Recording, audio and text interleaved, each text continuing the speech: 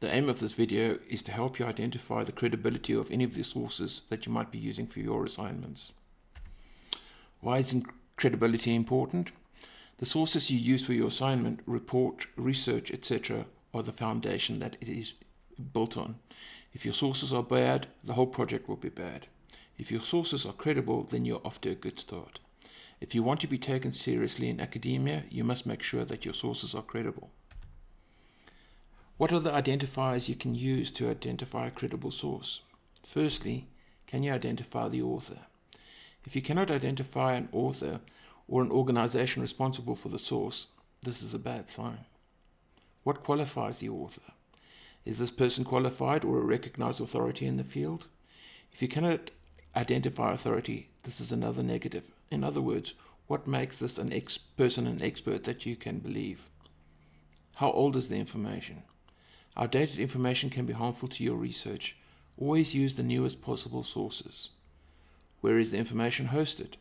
Is it in an academic journal, a government website, corporate website, respected organization website, or a library database, or in some vague blog or wiki created by unknowns? Is there bias? Is the information backed up, open, and honest, or is it trying to convince the audience of a lie? Who is the author? Here we see an example of an article found through Google, and very obviously we can see that this author is Michelle S. Phelps, and luckily we can even see where she comes from. She comes from Princeton University and the Department of Sociology. So this is a good start for this article. Not only can you see who the author is, you can see what qualifies her through where she works. Is the author working or qualified in the field?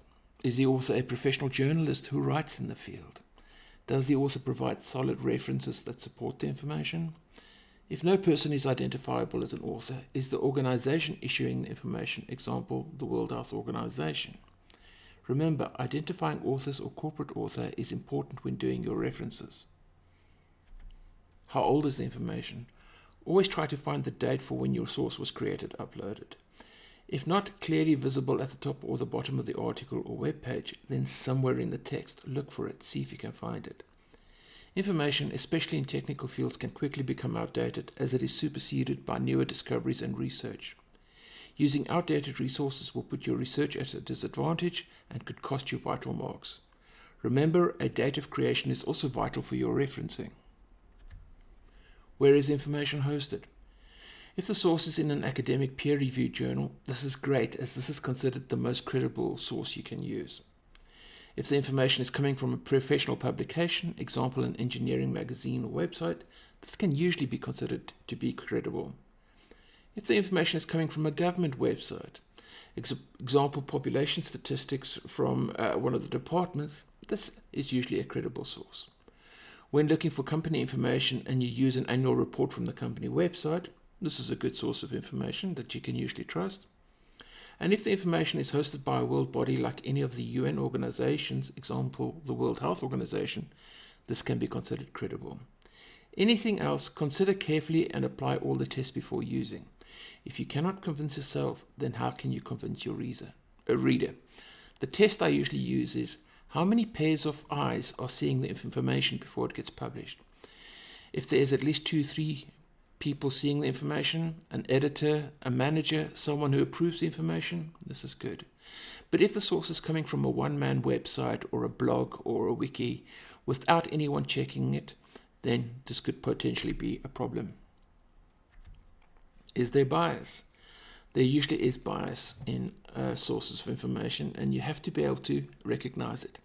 It doesn't mean that you can't use the information, but at least in your writing you have to recognize that there might be bias inside your source. Bias is a prejudice against a person or a group. Bias in publication has different forms. There might be advertising bias. Is the publisher or news site sponsored by an airline? In that case, will they be prepared to risk this relationship by publishing bad news about this airline? Corporate bias. If a big company owns the publisher or news site, will they risk revenge, example job losses, editor loses his or her job, by the owner when publishing negative stories? Mainstream bias. If the publisher is a Christian publisher, will its reporting be neutral on Gay Pride Month? and sensationalism, which we are all familiar with, because it is usually pushed further through social media. Some stories become incredibly big on the news and social media, and news organizations will compete for the scoop. Will the rules of free and fair journalism always apply?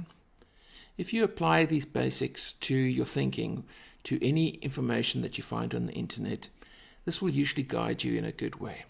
Now, if you're using the library databases, you generally don't have to worry about these things because we make sure to supply students with credible sources of information. However, if using Google, it's more important to use these tools to your benefit.